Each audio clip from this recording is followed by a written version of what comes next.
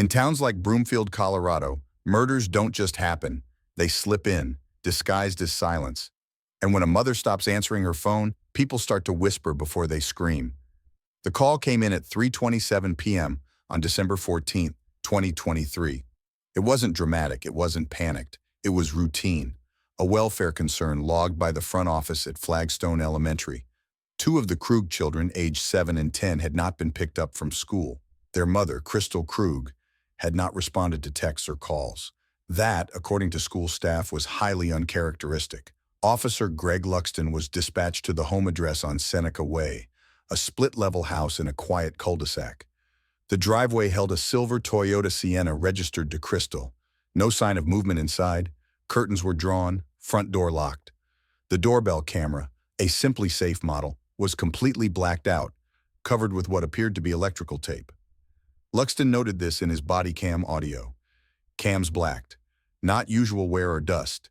Taped on deliberately. He circled the property. Side garage door was unlocked. At 4:13 p.m., with supervisor clearance, he entered the residence through that garage entry. The interior was still.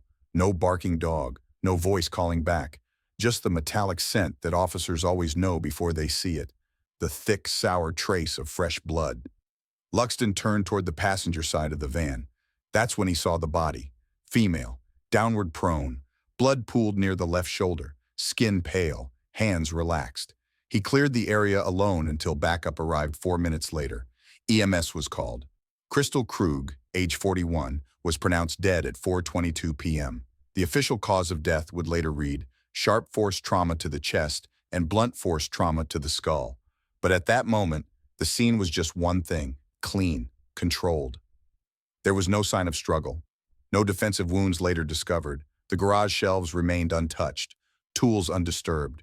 This wasn't a frantic act, it was premeditated. The main house was cleared methodically. No other persons inside. The kitchen showed signs of morning activity. Half-drunk coffee, toast crumbs, a phone left beside the sink. Crystal's handbag was found near the living room, untouched. Upstairs, her home office remained orderly. Her laptop was open, asleep. Nothing was obviously missing. One detail stood out immediately. The home security system had been disabled. The Simply Safe panel showed a system log-off at 7:57 a.m. That required login credentials. Only 2 people were known to have access, Crystal and her husband, Daniel Krug. Detective Angela Rowe from Broomfield PD's Major Crimes Unit arrived on scene at 5:12 p.m. Her notes were clinical. Female victim. Appears to be single stab wound with penetration depth consistent with an 8-inch blade. Blunt force trauma likely came first, probably to disorient or incapacitate. No evidence of forced entry, no visible blood trail leading out. Offender may have cleaned up or never needed to. Crystal's phone was secured and submitted for digital forensics. Initial swipe data showed deletion of multiple messages within the past 48 hours. Whether this was manual or automated remained to be determined. Preliminary autopsy confirmed the nature of the injuries. One deep stab wound to the thorax, angled downward, directly puncturing the left ventricle.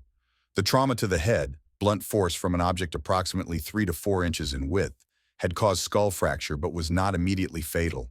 No signs of sexual assault, no ligature marks, no foreign DNA under the fingernails. No signs of defensive struggle. The conclusion, the victim was caught off guard or trusted the person who attacked her. At 6 p.m., detectives visited Daniel Krug at his workplace in Louisville, roughly a 20-minute drive from the Krug residence. He was found in the break room and escorted without resistance to Broomfield PD headquarters. His demeanor, according to both officers and later the audio-recorded interview, was restrained and moderately cooperative. When informed of his wife's death, he responded, "You're saying she's dead, Crystal? What do you mean?" No tears, no visible reaction. He asked no questions. Daniel stated he left the house at approximately 7:45 a.m. after making himself coffee and checking emails. He did not recall seeing Crystal in the garage or the kitchen. She was usually getting the kids ready for school, he said. He claimed he had not contacted her during the day and assumed everything was normal. When asked about the disabled security system, Daniel said, "I never use the app, that's her thing." He denied covering the doorbell camera and claimed it had been malfunctioning off and on for weeks. Detectives verified that his employer had no active security footage confirming his arrival time. He claimed to have driven straight to work, but his dashboard camera, according to him, froze up during the commute. He was driving a black Ford Explorer, which would become relevant later. Daniel also offered an unsolicited suggestion. She's been getting weird messages lately from some guy she used to know. I told her to report it. Maybe that has something to do with this.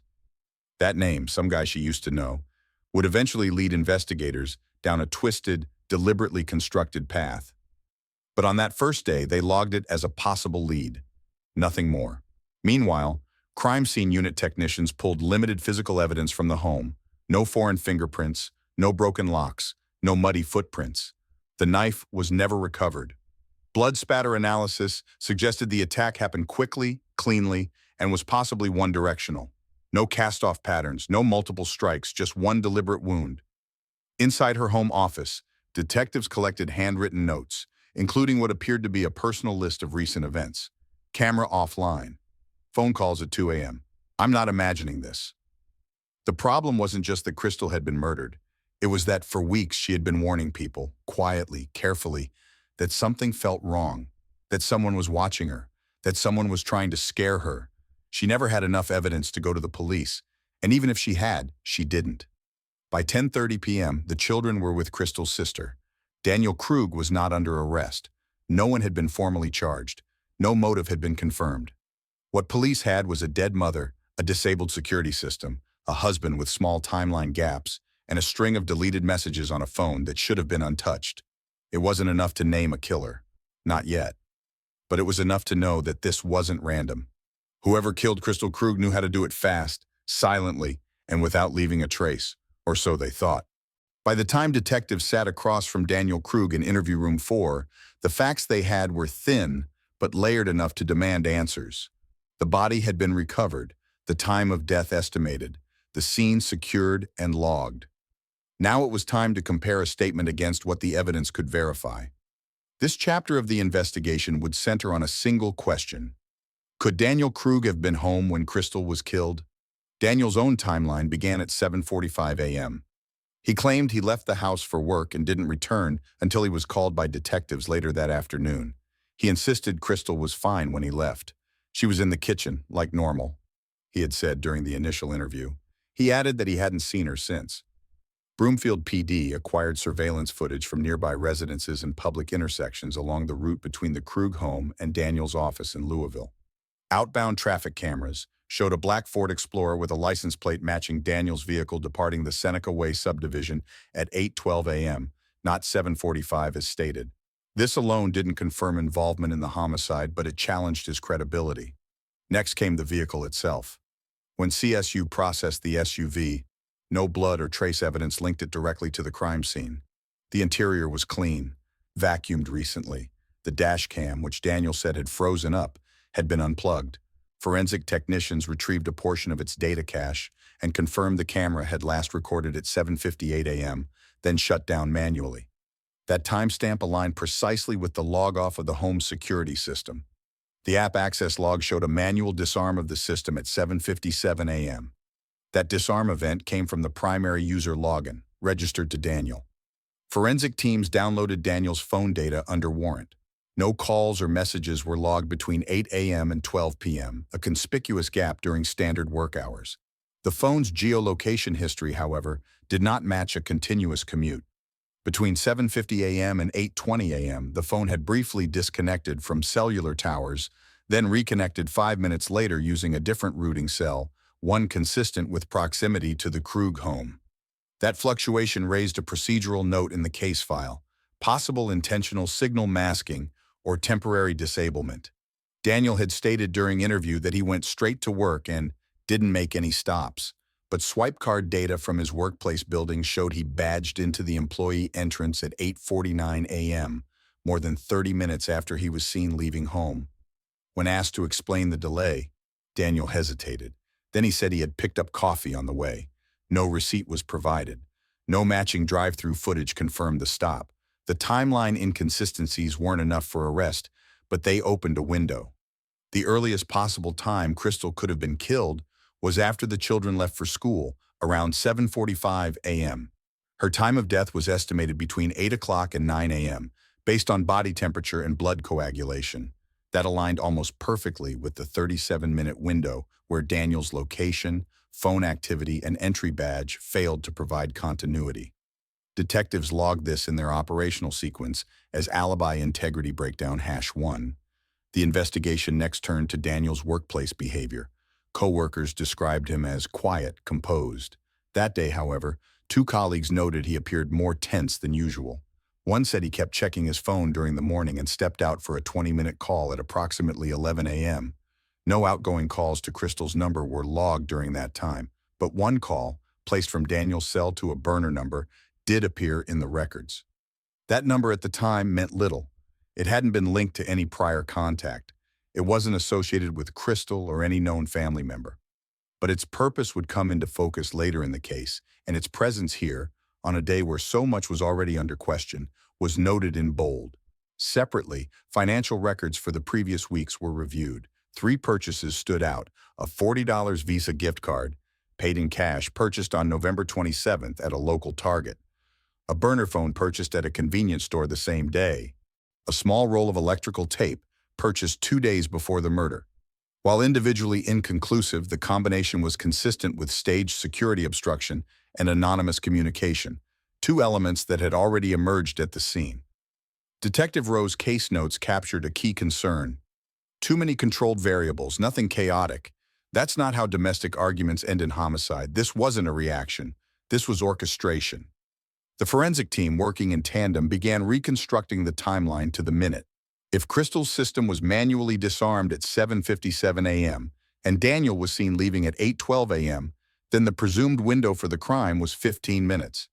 That duration, while brief, was operationally sufficient, especially in a private garage, especially with no struggle, especially if the victim trusted the person standing behind her.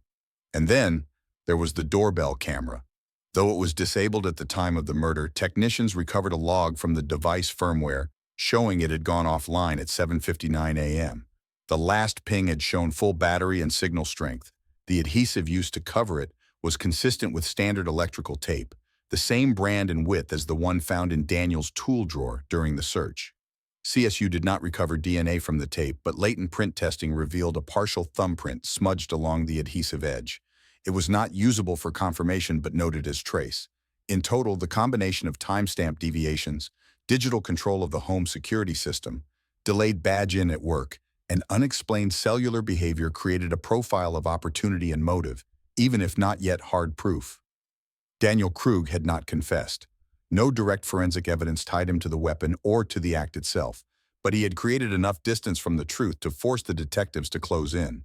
The data aligned too cleanly, one technician commented during review. Sometimes that's the problem.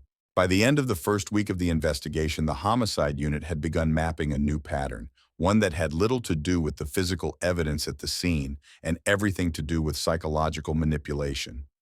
The murder of Crystal Krug didn't appear to be impulsive.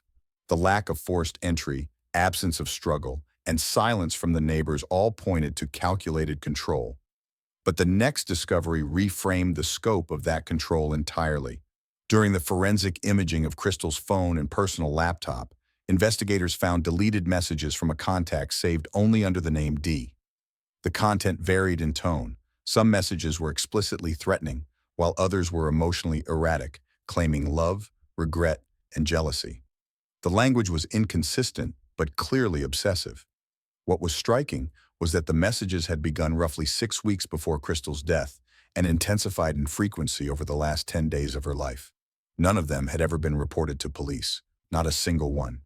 Digital forensics confirmed these texts originated from an unregistered burner number routed through VoIP encryption. The messages were deleted by Crystal, but they were recoverable through forensic backup tools. The contents escalated from vague insinuations, "You think you can just leave," to increasingly graphic threats and demands. "You'll see what happens if you don't answer. I'm watching." At first glance, it looked like stalking, and Crystal had hinted at it. Friends and coworkers recalled her referencing someone from her past, a former boyfriend, who had resurfaced suddenly and begun contacting her. But no one ever saw the messages firsthand, and Crystal didn't specify who this man was. Even those closest to her assumed she was exaggerating or misreading anonymous spam. No protective order had been filed. There was no digital trail under anyone's real name. The burner number was flagged and sent through a federal triangulation request. Despite the encryption, investigators traced partial network pings back to an IP address linked to a corporate Wi-Fi network.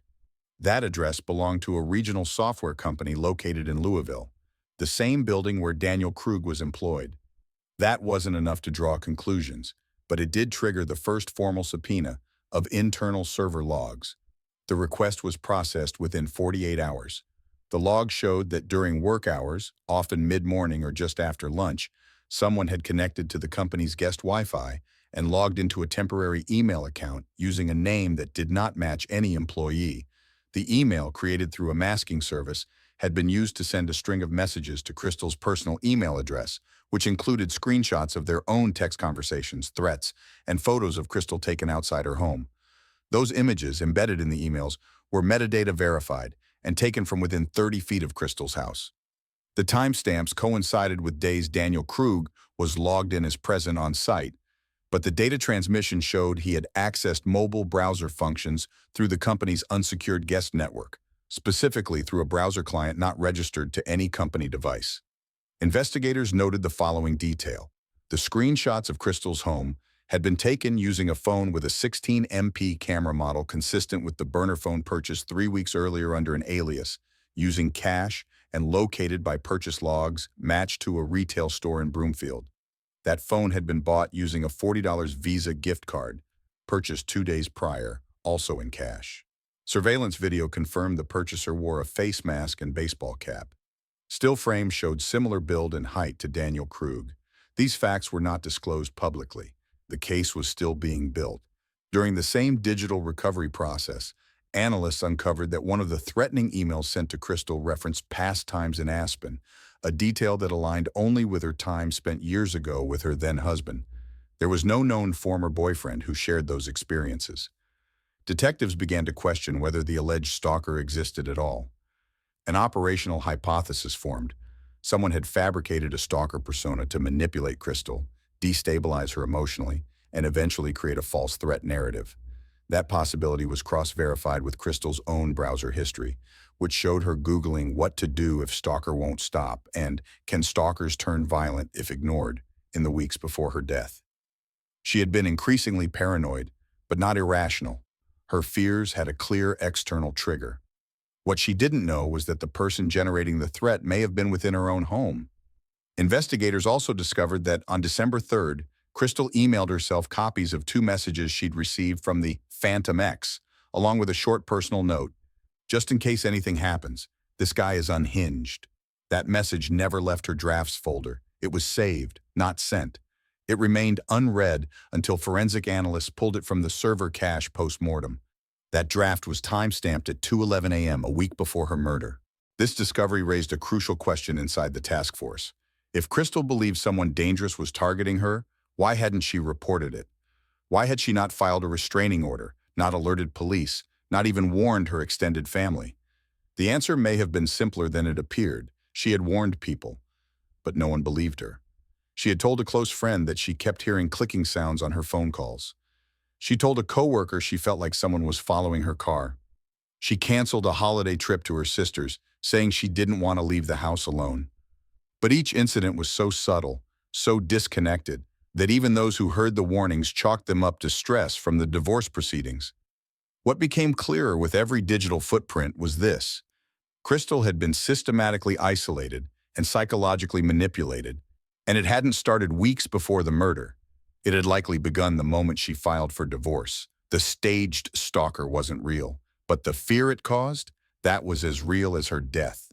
And now the burner phone was missing. Investigators believed it was either destroyed or hidden, but as they sifted through cell tower data, Wi-Fi logs, and retail records, one thing was certain.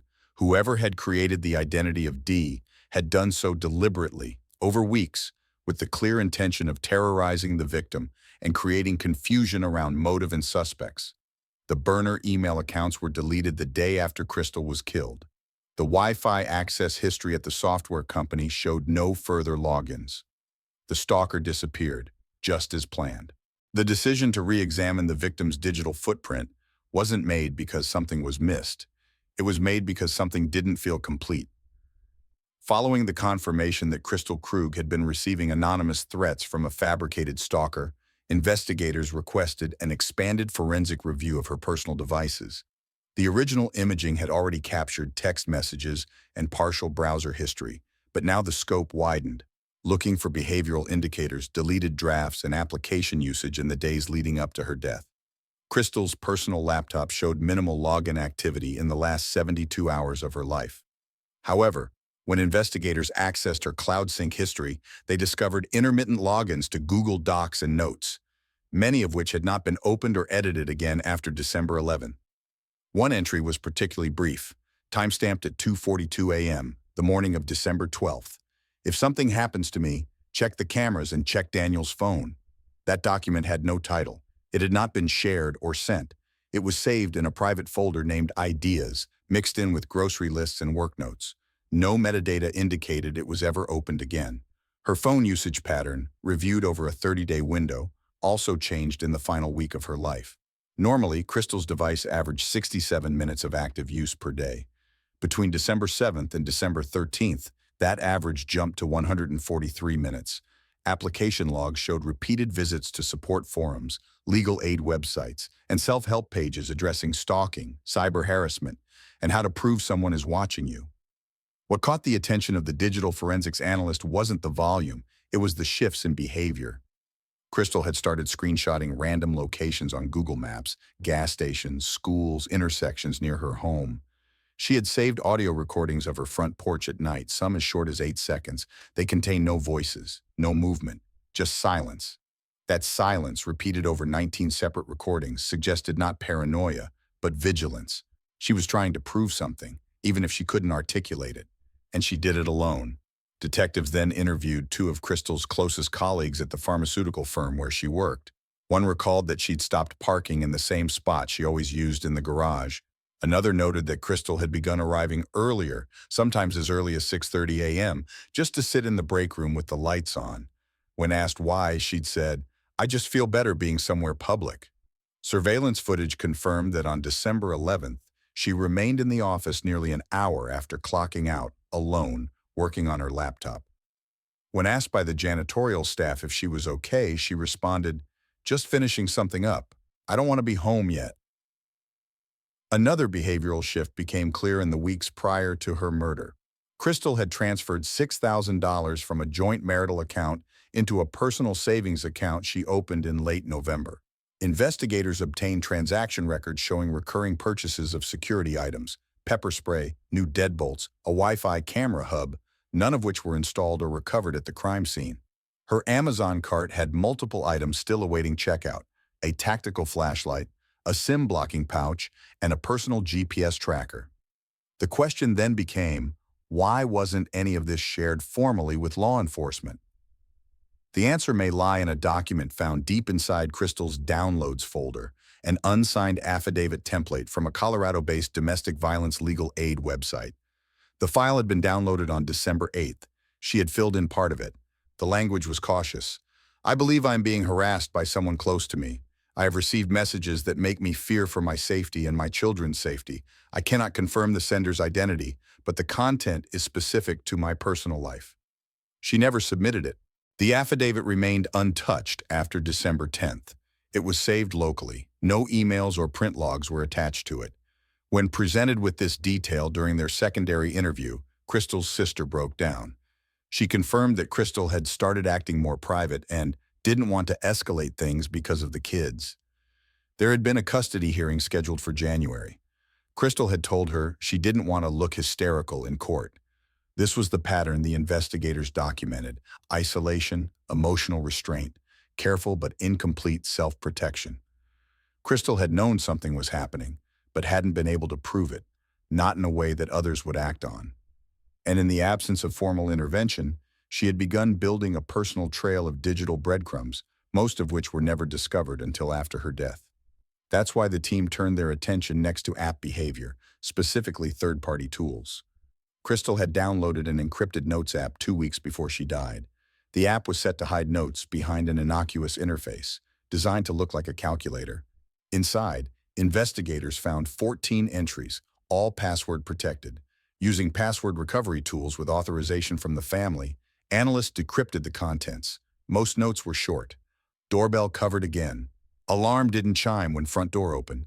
Same car passed 3 times, black SUV. Text said, "You'll lose everything." Each entry had a timestamp.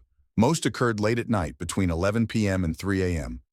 One, written on December 13th, the day before she was killed, read, "I think I know who it is, but I have no way to prove it. I don't want to believe it's real. If I'm wrong, I look insane. If I'm right, I'm not safe." It was the last note in the app. Digital footprints alone don't convict suspects. But what they do, especially in cases like this, is establish context. Crystal Krug wasn't passive. She wasn't paranoid. She was documenting a slow collapse of safety around her, even when no one else was willing to acknowledge it. That collapse ended the morning of December 14th. The reprocessing of the crime scene began not because something was overlooked, but because enough had changed in the investigation to warrant a second pass. By this point, 4 separate forensic disciplines had flagged anomalies connected to the original scene at the Krug residence. With emerging evidence of a staged digital narrative, investigators returned to physical details, specifically items that had first been considered incidental: tape residue, garage surface contact points, and tool alignment within the workspace. Broomfield CSU began with a chemical reanalysis of the black electrical tape used to cover the doorbell camera. The adhesive pattern, originally tested only for DNA, was now re-examined under high-intensity UV. Fluorescent reaction confirmed the presence of trace latex polymer residue, a substance not naturally occurring in standard tape adhesives, but commonly transferred when gloves are used during application. Microscopic abrasions at the edge of the lens housing indicated the tape had been pressed in place with force and not peeled cleanly. Fibers were lodged beneath the camera's protective lip. These details suggested that whoever placed the tape was attempting both speed and permanence. The source of the tape was not ambiguous. During the initial home search, a roll of black 3/4-inch electrical tape was recovered in a storage drawer inside the garage, 3 shelves over from where the victim was found. The tape matched brand and batch number, with a roll sold at a hardware chain store 2.4 miles from the residence.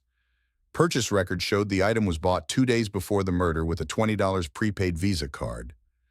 Surveillance from the store was reviewed again, this time using facial geometry enhancement to filter for height and gait.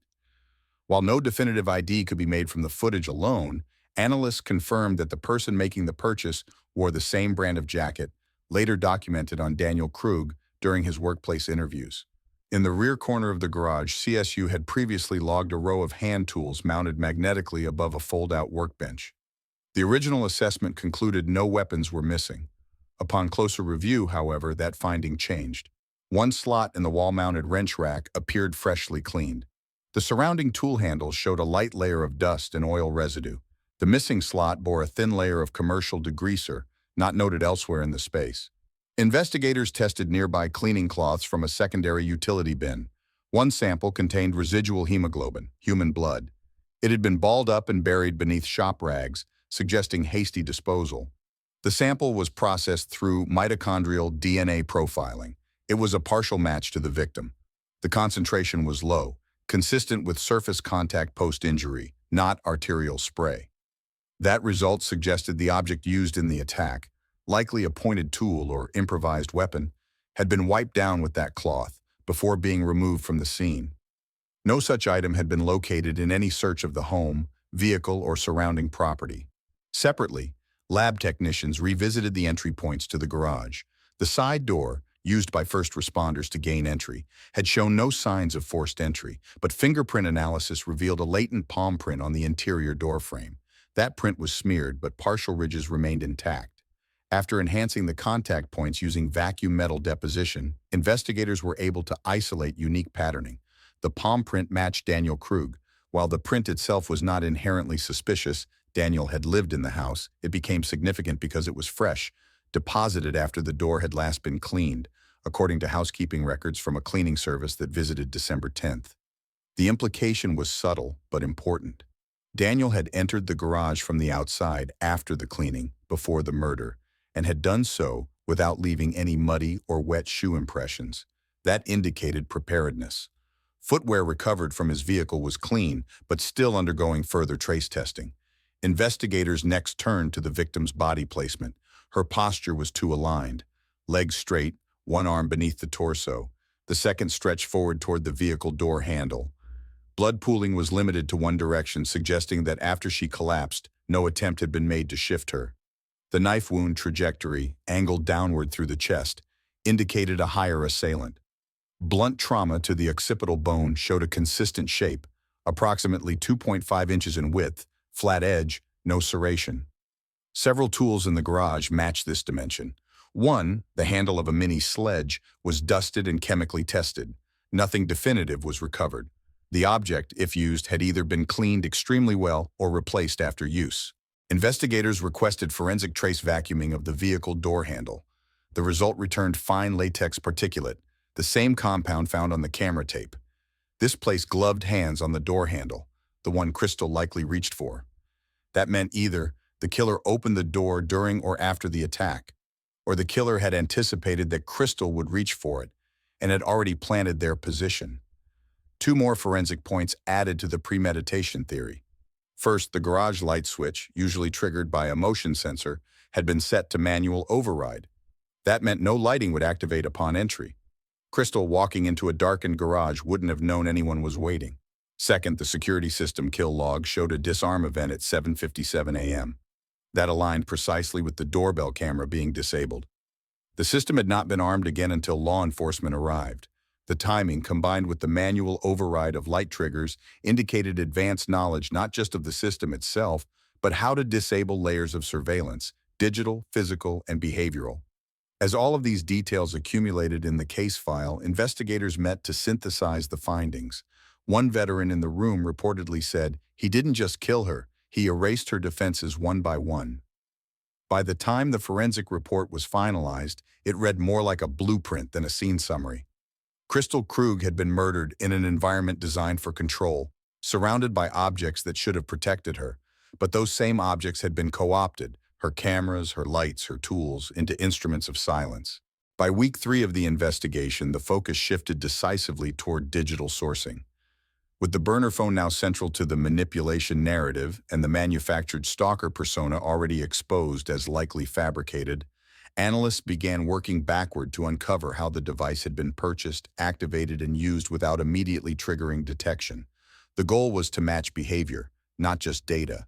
The prepaid cell phone used to send anonymous threats to Crystal had been purchased on November 27th, roughly 2.5 weeks before the homicide.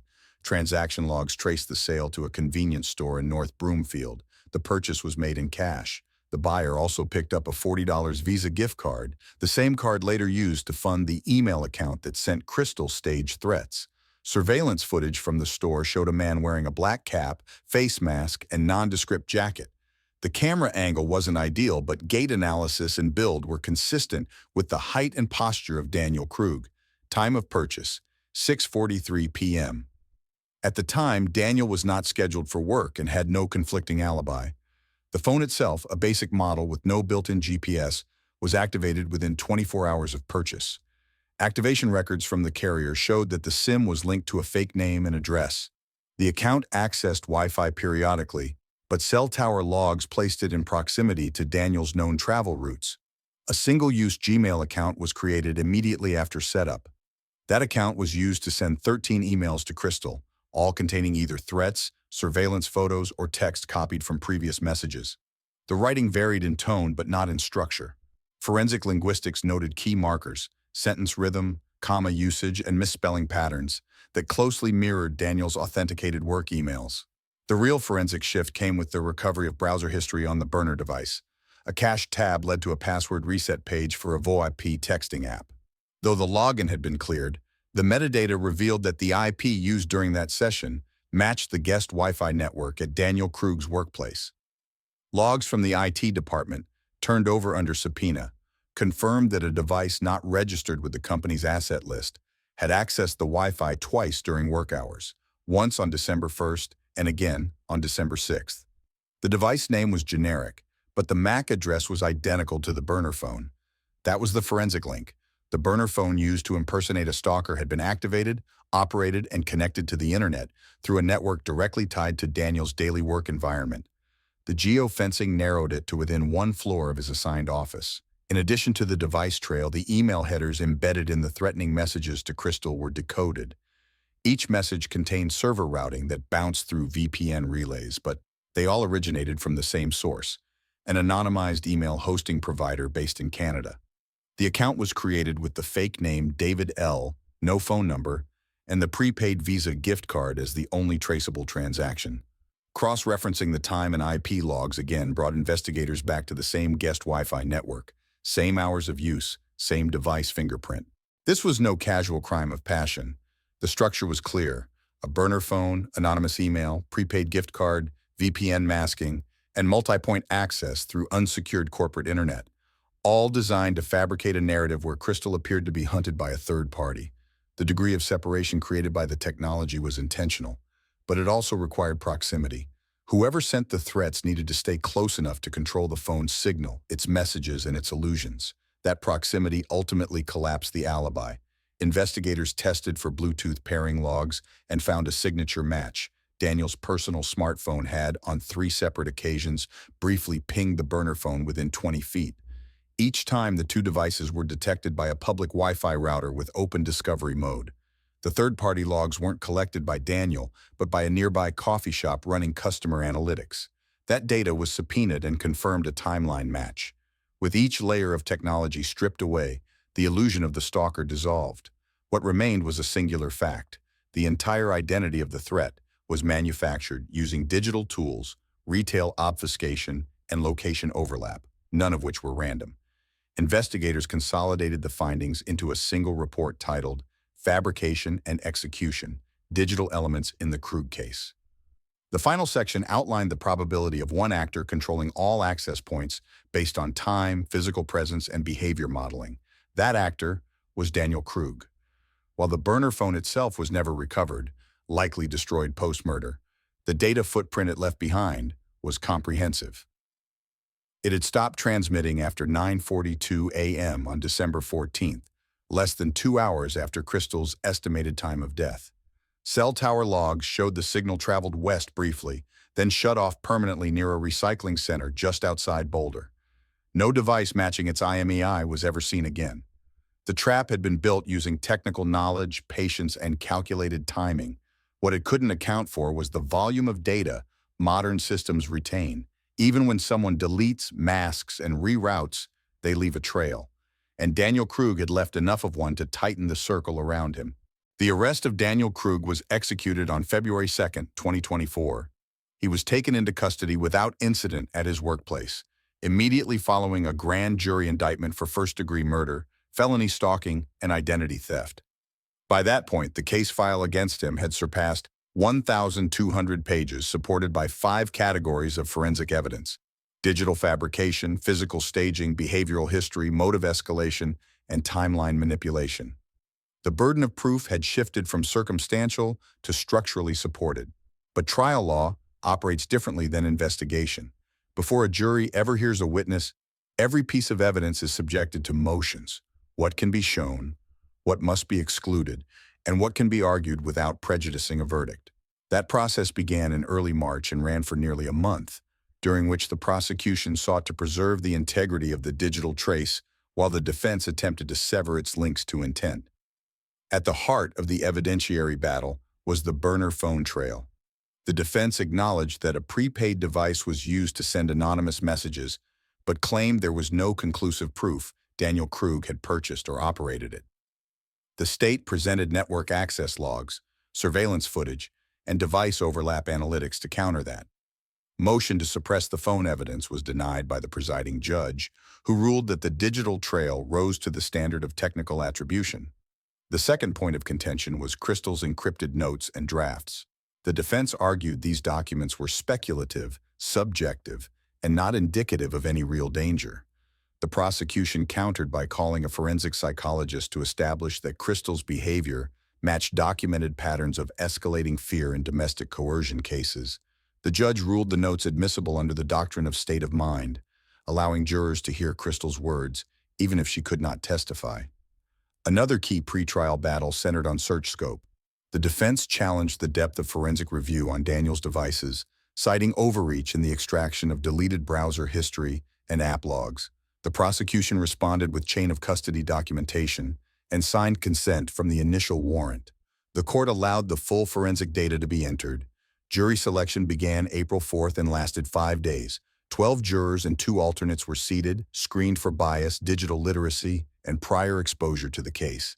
The prosecution opened with a methodical narrative: a husband facing divorce, escalating control, a fabricated threat, and a staged murder scene that was carefully engineered but ultimately flawed. The defense framed the case as theory-heavy, arguing that no direct evidence placed Daniel Krug at the scene during the window of death. The first week of testimony centered on forensic sequencing. Witnesses included digital analysts, CSU technicians, and forensic linguists. Each was tasked with walking the jury through a specific element: IP correlation, metadata trails, MAC address linking, email origin verification, tool slot analysis, and system override logs. The prosecution avoided emotional appeal. Every diagram, timestamp, and forensic finding was linked to a procedural fact. By the second week, the state introduced behavioral testimony. Friends, colleagues, and Crystal's sister testified about her growing fear, her decision to open a new account, and the unexplained messages she'd begun receiving. The courtroom heard from a coworker who described how Crystal had stopped using her normal parking space, had begun documenting her daily patterns, and once stated, "If anything ever happens to me, it won't be random." On the defense side, Daniel Krug did not take the stand. His attorneys presented no alternate suspect and offered no counter-narrative to the stalker fabrication. Instead, they emphasized the absence of DNA, the lack of eyewitnesses, and the theoretical possibility that someone else could have spoofed his network credentials.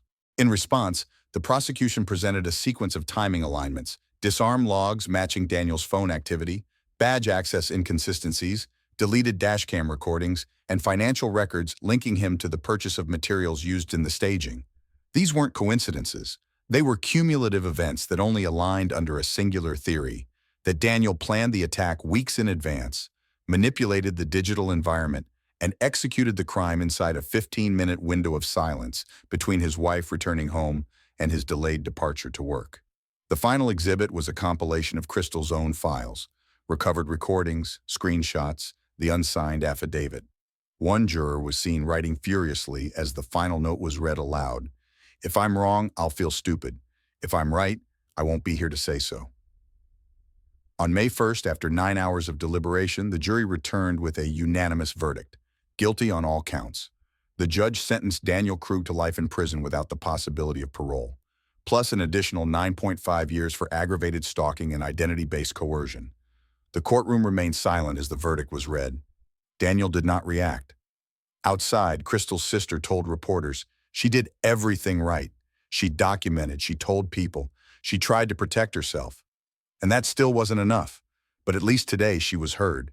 On June 20th, 2024, the sentencing hearing for Daniel Krug commenced in Broomfield County District Court. The courtroom was silent as he was brought in, flanked by 2 deputies.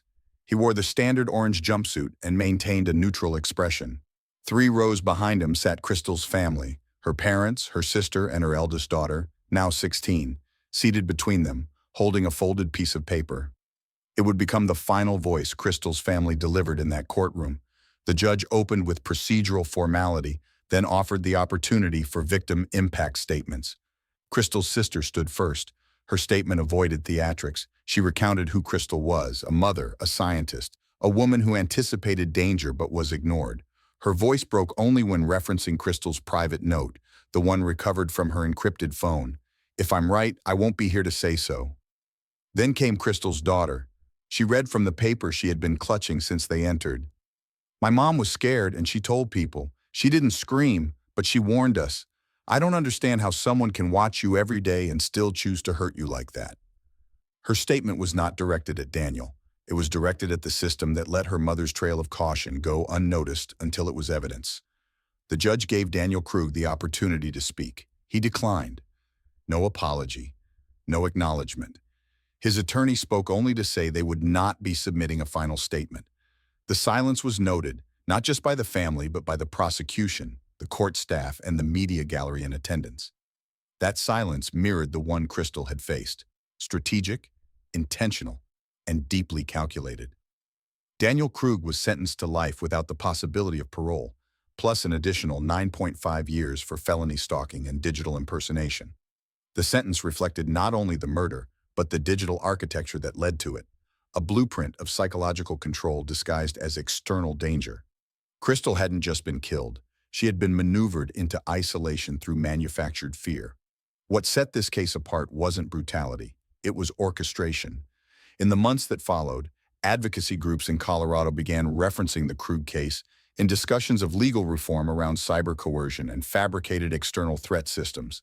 The forensic language used during trial, burner-based identity creation, proximity-activated network spoofing, multi-device behavioral masking, entered public discourse.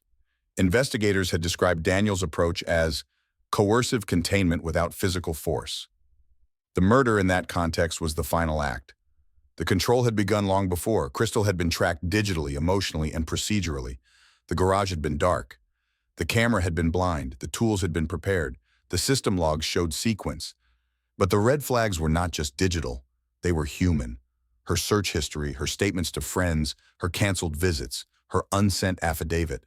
All warnings, quiet, rational, and tragically ignored. In final case documentation submitted to the Colorado Department of Public Safety, the concluding summary stated, the victim was targeted through multi-layered behavioral suppression, executed via a digital strategy designed to externalize the perceived threat. The controlling party weaponized technology to simulate an outside attacker while remaining proximate and undetected. This forensic profile indicates a critical need for expanded classification of psychological and technical coercion in domestic abuse cases. Crystal Krug left behind 3 children, a home filled with uninstalled security devices, an unsigned affidavit, a string of late-night recordings that contained no sound but captured exactly what she feared most. No one would believe her until it was too late. Her final alarm wasn't audible. It came in the form of forensic breadcrumbs, metadata, misaligned timestamps, manipulated signal routes. She didn't die because she failed to act. She died because the architecture around her wasn't designed to understand silent warning signs. This case now serves as an instructional precedent for prosecutors, forensic investigators, and digital rights advocates across the country. It is a case about manipulation, about how one person used tools not to destroy from the outside, but to control from within. It's also a case about the future of crime scenes, where silence, erasure, and digital mimicry require a sharper response than bruises ever did. No alarms were triggered, but the system is now listening. I wish I could tell you this story ended with a second chance or a final conversation, but it didn't. Crystal did everything she could to protect herself, yet her quiet warnings were only heard after it was too late. If there's one thing I've learned, it's this. Silence isn't always peace. It can be the last signal someone leaves behind. So if you're feeling unsafe or if someone close to you says they are, don't wait for proof. Believe them. Act. What do you think we as a community can do better when the danger isn't visible? Should laws evolve to catch up with digital forms of control? I'd love to hear your perspective. If this video resonated with you or made you reflect, leave a comment and let me know where you're watching from. If it didn't connect with you, that's okay too. Let me know why and how we can do better. And hey, if you made it this far, consider subscribing. That way you won't miss the next case we uncover together.